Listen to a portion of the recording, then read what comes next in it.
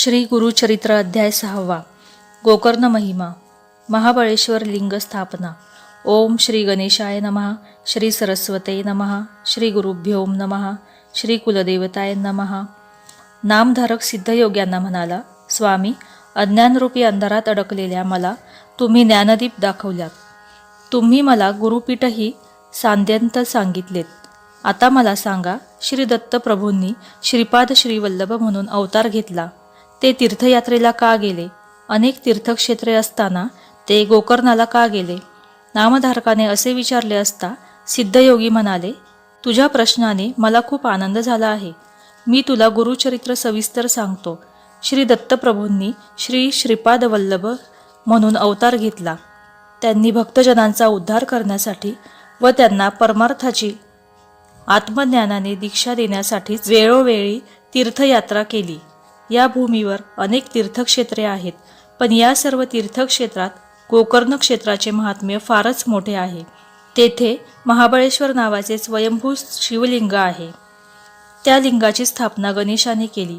ती कथा मोठी अद्भुत आहे। सिद्धयोग्यांनी असे सांगितले असता ती महाबळेश्वर लिंगाची कथा मला सविस्तर सांगा, अशी नामधारकाने विनंती केली असता सिद्धयोग्यांनी कथा सांगण्यास सुरुवात केली। पुलत्स्य नावाचे एक ब्राह्मण ऋषी होते। त्यांच्या पत्नीचे नाव कैससी। ती भगवान शंकरांची एकनिष्ठ उपासक होती। ती नित्य शिवलिंगाची पूजा केल्याशिवाय अन्न घेत नसे। एके दिवशी तिला पूजेसाठी शिवलिंग मिळाले नाही। व्रतभंग होऊ नये म्हणून मातीचे शिवलिंग करून त्याची भक्तिभावाने पूजा सुरू केली। याच वेळी तिचा पुत्र दशानन रावण तिला वंदन करण्यासाठी तेथे आला होता। तो अत्यंत क्रूर होता, तरी मोठा शिवभक्त होता। आपली आई मातीच्या शिवलिंगाची पूजा करीत आहे हे पाहून त्याला मोठे आश्चर्य वाटले। तो म्हणाला, माते, मी तुझा पुत्र असताना तू मातीच्या शिवलिंगाची पूजा करीत आहेस, हे माझे मोठे दुर्भाग्यच म्हणावे लागेल। आणि या असल्या शिवलिंगाची पूजा करून काय फळ मिळणार आहे? कैससी म्हणाली, या पूजनाने कैलासपदाची प्राप्ती होते। हे ऐकताच रावण म्हणाला, मी तुला प्रत्यक्ष कैलासच आणून देतो, मग तुला हे कष्टच करावे लागणार नाहीत। तुला प्रत्यक्ष शिवपार्वतीची पूजा करता येईल असे वचन देऊन तो शिवपार्वतीसह कैलास आणण्यासाठी मनोवेगाने निघाला। काहीही करून शिवपार्वतीसह कैलास लंकेत आणून आईला द्यायचाय असा निश्चय त्याने केला। शुभ्र आणि रमणीय अशा त्या कैलास पर्वताला रावण आपल्या 20 हातांनी गदागदा हलवू लागला। कैलास भुवन डळमळू लागले। रावण आपली 10 मस्तके पर्वताला लावून व 20 हात मांड्यांवर ठेवून अत्यंत जोशाने पर्वत उचलण्याचा प्रयत्न करू लागला। सप्त पाताळे डळमळू लागली। सप्त स्वर्गात हल्लाकल्लोळ माजला। शेषनाग फडा चुकवू लागला। कूर्म भीतीने थरथरू लागला। स्वर्गातील सर्व देव भयभीत झाले। सत्यलोक, वैकुंठलोक डळमळू लागले। आता प्रलय होणार असे सर्वांना वाटू लागले। घाबरलेली पार्वती शंकराचे पाय धरून म्हणाली, स्वामी, आपल्या कैलासाचे काय होणार? काहीतरी उपाय करा।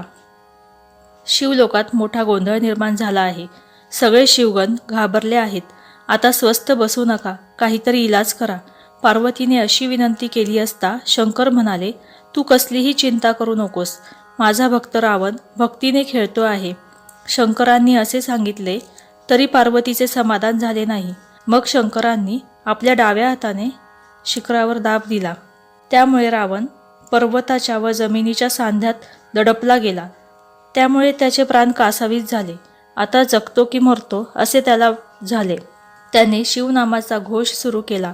शिवस्तवन करीत, हे पिताकपाणी महादेवा, मला वाचवा वाचवा, मी आपणास शरण आलो आहे। रावणाने अशी प्रार्थना केली असता शंकरांना त्याची दया आली। त्यांनी डाव्या हाताचा भार काढून घेतला। रावणाची सुटका झाली। त्याने शंकरांचे स्तवन सुरू केले। त्यासाठी त्याने आपले एक मस्तक छाटले आणि आतडी तोडून तारेप्रमाणे मस्तकाला जोडून तंतुवाद्य तयार केले व त्याच्या साथीने विविध रागात शिवस्तुतीपर गायन केले। त्याने सर्वप्रथम सामवेद गायन केले। आपल्या गायनातून नवरसांचे भाव प्रकट केले। इतकी कथा सांगून झाल्यावर सिद्धयोग्याने नामधारकाला संपूर्ण संगीतशास्त्र समजावून सांगितले। संगीतातील सप्तस्वर, त्याची स्थाने, कुल, वंश, त्याचे स्वरूप आणि स्वभाव इत्यादींची माहिती दिली। त्याचप्रमाणे संगीतातील 8 गण कोणते तेही सांगितले. त्याचप्रमाणे रावणाने रागदारीत जे गायन केले त्या 36 रागरागिण्यांची नावेही सांगितली. रावणाचे 36 रागात गायन करून भगवान शंकरांची अत्यंत भक्तीने आराधना केली असता भोलेनाथ शंकर त्याच्या भक्तीने प्रसन्न झाले व म्हणाले, मी तुझ्यावर प्रसन्न झालो आहे. तुला हवा असेल तो वर मागून घे. रावण म्हणाला, महादेवा, मला काही कमी नाही. प्रत्यक्ष लक्ष्मी माझ्या घरी पाणी भरते. ब्रह्मदेव माझा ज्योतिषी आहे. 33 कोटी देव, सूर्य, चंद्र, वरुण, वायू माझी अहोरात्र सेवा करीत असतात. अग्नी माझे कपडे धुतो. यम माझ्या आज्ञेशिवाय कुणालाही मारीत नाही. इंद्रजित माझा पुत्र आहे. अत्यंत बलाढ्य असा कुंभकर्ण माझा भाऊ आहे. माझी लंका नगरी समुद्रात सुरक्षित आहे. माझ्या घरी कामधेनू आहे. मला 6 कोटी वर्षे आयुष्य आहे. त्यामुळे मला माझ्यासाठी काहीही नको आहे. पण माझी आई तुझी भक्त आहे. ती नित्य नेमाने लिंग पूजा करते. तिला तुझी नित्य पूजा करता यावी म्हणून तुझ्या सकट कैलास पर्वतच लंकेला न्यावा या हेतूने मी आलो आहे. परमेश्वरा, माझी एवढी इच्छा पूर्ण कर. शंकर म्हणाले, तुला कैलास नेण्याची काय गरज? मी माझे प्राणलिंग तुला देतो. हे लिंग माझा प्राण आहे, सर्व मनोरथ पूर्ण करणारे आहे. असे सांगून शंकरांनी रावणाला आत्मलिंग दिले. ते म्हणाले, या लिंगाची तू 3 वर्षे पूजा केलीस तर तू माझ्या समान होशील. हे लिंग ज्याच्याजवळ असेल त्याला मृत्यू येणार नाही. त्याच्या केवळ दर्शनानेच सर्व दोष नाहीसे होतील. मात्र तुझ्या लंकानगरीत जाईपर्यंत हे लिंग जमिनीवर ठेवू नकोस. या लिंगाची 3 वर्षे पूजा कर, म्हणजे तू स्वतः ईश्वर होशील. अशा प्रकारे रावणाला आत्मलिंगाचे महात्म्य सांगून ते रावणाच्या हाती दिले. भगवान शंकरांचे आत्मलिंग मिळाल्याने रावणाला अतिशय आनंद झाला. तो ते लिंग घेऊन लंकेकडे निघाला. त्रिकालज्ञानी त्रैलोक्य संचारी नारद मुनींना हे समजताच ते धावतच अमरावतीत इंद्राकडे गेले व म्हणाले, देवराज, घात झाला, सगळे संपले. आता असे अस्वस्थ काय बसले आहात? अहो, भोलेनाथ शंकरांनी रावणाला आत्मलिंग दिले आहे. या आत्मलिंगाची 3 वर्षे पूजा केलीस तर तूच ईश्वर होशील. तुझी लंका कैलास होईल. तुला कधीही मृत्यू येणार नाही असा वरही त्या रावणाला दिला आहे. आता तो रावण अमर होईल. आता त्याच्या तावडीतून कोणीही सुटणार नाही. आता तुमचे वैभव गेले म्हणून समजा. रंभा, उर्वशी, मेनका इत्यादी अप्सरांसह तुम्हाला पण लंकेला जावे लागेल. त्या रावणाची सेवा चाकरी करावी लागेल. त्वरा करा, काहीतरी उपाय करा. तुम्ही आता ब्रह्मदेवाकडे जा, तोच काहीतरी उपाय करेल. नारद मुनींनी असे सांगताच भयभीत झालेला इंद्र नारदांना घेऊन ब्रह्मदेवाकडे गेला. सगळी हकीकत सांगून ब्रह्मदेव म्हणाले, श्रीहरी, रावणाने सर्व देवांना कारागृहात डांबले आहे. आता शंकराचे आत्मलिंग मिळाल्याने तर तो अत्यंत उन्मत्त होईल. त्याचा प्रतिकार करण्यासाठी पुढे तुम्हाला रामावतार घ्यावा लागेलच. परंतु तोपर्यंत आत्मलिंग मिळाल्याने तो रावण सर्व राक्षसांसह अमर होईल. मग सगळेच कठीण होऊन बसेल. तेव्हा आत्ताच काहीतरी करावयास हवे. ब्रह्मदेवानी असे सांगताच भगवान विष्णूंनी कैलासपती शंकरांच्याकडे जाऊन त्यांना विचारले, महादेवा, तुम्ही हे काय करून बसलात? तुम्ही त्या रावणाला आत्मलिंग कशासाठी दिले? अहो, तो क्रूर दृष्ट रावण आता अमर होईल. त्याने सर्व देवांना तुरुंगात डांबले आहे. त्याची आता सुटका कशी होणार? आता देवत्व त्याच्याकडे जाईल. तो अवघ्या त्रैलोक्याला नकोसे करून टाकेल. शंकर म्हणाले, श्रीहरी, मी तरी काय करू? मी आहे साधा भोळा. त्या रावणाची भक्ती पाहून त्या दोघांचा मला विसरच पडला. त्याने स्वतःचे मस्तक तोडून तयार केलेल्या विणेवर सुस्तव गायन करून माझे अपार स्तवन केले. त्याची ती अपार भक्ती पाहून मी संतुष्ट झालो व त्याला माझे आत्मलिंग दिले. त्याने पार्वती मागितली असती तरीही मी त्याला दिली असती. विष्णू म्हणाले, महादेवा, तुम्ही असले वर देता त्यामुळे दैत्य उन्मत्त होतात. ते सर्वांचा छळ करतात. मग त्यांचा नाश करण्यासाठी, संत सज्जनांचे रक्षण करण्यासाठी आम्हाला अवतार घ्यावे लागतात. आता झाले ते झाले. आता सांगा, तो रावण आत्मलिंग घेऊन त्याला किती वेळ झाला? शंकर म्हणाले, फार तर 5 घटका झाल्या असतील. अद्याप तो लंकेत गेला नसेल. तो मध्येच कुठेतरी असेल. त्याला मी आत्मलिंग जमिनीवर ठेवू नकोस असे बजाविले आहे. शंकरांनी असे सांगताच विष्णूंनी आपले सुदर्शन चक्र सूर्याला झाकण्यासाठी पाठविले. मग ते नारद मुनींना म्हणाले, मुनिवर्य, रावण लंकेकडे निघाला आहे. तुम्ही त्वरा करा, त्याच्याकडे जा व काहीही करून त्याला रोखून धरा. माझे सुदर्शन चक्र सूर्याला झाकून सूर्यास्त झाल्याचा आभास निर्माण होईल. रावण नित्य नेमाने संध्यावंदन करतो, हे तुम्हाला माहीत आहे. त्याला गाठून त्याला विलंब होईल असा काहीतरी प्रयत्न करा. विष्णूंनी असे सांगितले असता नारद मुनी मनोवेगे निघाले.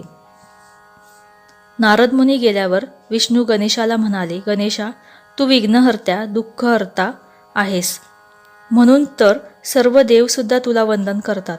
तुला जे वंदन करतात त्यांचे मनोरथ सिद्धीला जातात. परंतु जे लोक तुला वंदन करत नाहीत, तुझी उपेक्षा करतात, त्यांच्यावर अनेक संकटे येतात. पण रावण तुला मुळीच जुमानत नाही. तो तुझ्या नकळत शंकरांचे आत्मलिंग घेऊन गेला आहे. आता त्या आत्मलिंगामुळे तो अमर होईल व सर्व जगाचा छळ करील. तो लंकेत जाण्यापूर्वीच त्याला रोखून धरले पाहिजे. ते आत्मलिंग कधीही जमिनीवर ठेवू नकोस, असे शंकरांनी त्याला बजाविले आहे. त्याचाच फायदा करून घ्यायचा आहे. जेणेकरून रावण लवकर लंकेस जाणार नाही अशी व्यवस्था करण्यासाठी नारदांना पुढे पाठविले आहे.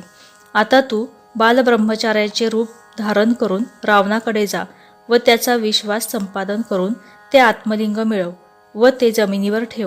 असे केल्यास ते लिंग तेथेच कायम राहील. अशा प्रकारे विष्णूंनी गणेशाला पडवून तयार केले. गणेशाने ते मान्य केले. त्याने बालब्रह्मचार्याचे रूप धारण केले. भगवान विष्णूंनी त्याला शिदोरी म्हणून गूळ, खोबरे, साखर, लाडू, डाळिंबे इत्यादी पदार्थ दिले. रावणा, कोठून आलास? रावण म्हणाला, मी कैलासावर गेलो होतो. तेथे मी कठोर तप केले. त्यामुळे प्रसन्न झालेल्या शंकरांनी मला आत्मलिंग दिले. या आत्मलिंगाचे महात्म्य फार मोठे आहे, असे त्यांनी सांगितले. नारद मुनी म्हणाले, रावणा, तू खरोखरच मोठा भाग्यवान आहेस. म्हणूनच तुला आत्मलिंग दिले. मला त्या लिंगाची बरीच माहिती आहे. मला ते दाखव, म्हणजे ते शंकरांचेच आत्मलिंग आहे अशी माझी खात्री पटेल. नारदांच्या बोलण्यावर रावणाचा विश्वास नव्हता. त्याने ते आत्मलिंग दुरूनच दाखविले. ते लिंग पाहून नारद मुनी म्हणाले, लंकेशा, हेच ते आत्मलिंग. मला त्याचे महात्म्य चांगले माहीत आहे. मी तुला ते सविस्तर सांगतो. तू अगदी शांत बसून मी सांगतो ते लक्षपूर्वक ऐक. मी तुला या लिंगाची उत्पत्ती कशी झाली ते सांगतो. कालाग्नीसारखा एक महाकाय पशु होता. त्या पशुला 3 शिंगे होती. एकदा ब्रह्मा, विष्णू, महेश शिकारीसाठी गेले होते. त्यांनी त्या पशुची शिकार केली. त्यांनी त्या पशुची 3ही शिंगे काढली. त्या प्रत्येक शिंगाखाली एक एक प्राणलिंग होते. ती 3ही लिंगे त्या तिघांनी घेतली. तू जे आत्मलिंग दाखविलेस तेच शंकरांना मिळाले होते. जो या लिंगाची 3 वर्षे पूजा करील तो स्वतः ईश्वर होईल, तो वरदाता होईल. हे लिंग ज्या स्थानी असेल ते स्थान कैलास होईल. या लिंगाचे आणखीही मोठे महात्म्य आहे. नारदांनी वेळ काढण्यासाठी आणखी काही सांगावयास सुरुवात केली. तेव्हा रावण म्हणाला, पुरे, मला लवकर लंकेत गेले पाहिजे. असे बोलून तो जाऊ लागला. तेव्हा नारद म्हणाले, सूर्यास्त होण्याची वेळ झाली आहे. तू 4 वेदांचे अध्ययन केले आहेस. ब्राह्मणाने सायं संध्यावंदन केलेच पाहिजे. तू जर असाच गेलास तर संध्याकाळ होईल. संध्येची वेळ चुकवता कामा नये. कितीही असले तरी संध्यावंदनाचा नियम मोडता कामा नये. आता माझी ही संध्येची वेळ झाली आहे. मी जातो. असे बोलून नारद मुनी निघून गेले. इकडे सुदर्शन चक्र सूर्याआड झाल्यामुळे संध्याकाळ झाल्याचा आभास निर्माण झाला. रावण मोठ्या काळजीत पडला. आता काय करायचे? संध्याकाळ तर झाली. आता संध्या न करताच पुढे गेलो तर व्रतभंग होणार. संध्या करावयास बसलो तर या आत्मलिंगाचे काय करायचे? काही झाले तरी आत्मलिंग जमिनीवर ठेवू नकोस, असे शंकरांनी बजावून सांगितले आहे. आता काय करावे? अशा काळजीत तो पडला होता. त्यावेळी त्याला एक बालब्रह्मचारी दिसला. तो फुले समिधा गोळा करीत होता. रावणाने विचार केला, बालब्रह्मचारी अगदी साधा सोपा दिसतो आहे. हा काही झाले तरी आपला विश्वासघात करणार नाही. आपले संध्यावंदन होईपर्यंत हे आत्मलिंग त्याच्या हाती द्यावे, असा विचार करून रावणाने त्या बालब्रह्मचार्याला हाक मारली. पण रावणाला पाहताच तो पळू लागला. रावणाने त्याला थांबवून प्रेमाने विचारले, अरे बटू, घाबरू नकोस. तू कोण रे बाळा? तुझे आईवडील कोण? तू कोठे राहतोस? तू कोणत्या कुळातला? मला सगळे काही सांग. रावणाने अशी विचारपूस केली असता बालब्रह्मचार्याच्या रूपात असलेला गणेश म्हणाला, अहो, माझी एवढी चौकशी कशासाठी करीत आहात? माझ्या पिताने तुमच्याकडून काही कर्ज वगैरे घेतले आहे काय? माझा पिता जटाधारी आहे. तो सर्वांगाला भस्म लावतो. त्याच्या गळ्यात रुद्राक्ष माळा असतात. तो तो वृषभावर बसून भिक्षा मागत फिरतो. त्याचे नाव शंकर. माझी माता प्रत्यक्ष जगन्माता आहे. आता मला जाऊ दे. मला तुझी फार भीती वाटते. रावण म्हणाला, अरे बाळा, तुझे वडील तर अगदी गरीब दिसतात. घरोघरी भिक्षा मागतात. मग ते तुला कुठले सुख देणार? माझे लंकानगर रत्नखचित आहेत. तू माझ्याबरोबर चल. माझ्या घरी देवपूजा कर. तुला हवे असेल ते मी देईल. बालब्रह्मचारी म्हणाला, नको नको. तुझ्या लंकेत राक्षस आहेत. मला ते मारून टाकतील. मला सोड. मी आपला माझ्या घरी जातो. मला खूप भूक लागली आहे. रावण म्हणाला, ठीक आहे, तू खुशाल आपल्या घरी जा, पण थोडा वेळ थांब. मी समुद्र तीरावर संध्या करून येतो. तोपर्यंत हे लिंग हातात धरून ठेव.